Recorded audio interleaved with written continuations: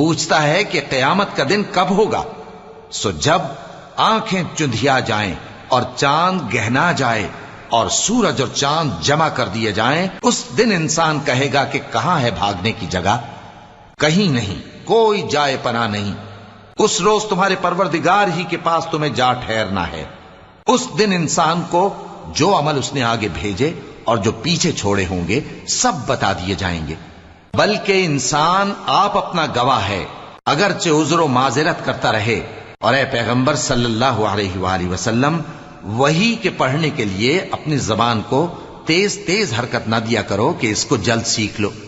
اس کا جمع کرنا اور پڑھانا ہمارے ذمے ہے، سو جب ہم اسے پڑھا کریں تو تم اس کو سنا کرو اور پھر اسی طرح پڑھا کرو، پھر اس کے معانی کا بیان بھی ہمارے ذمے ہے۔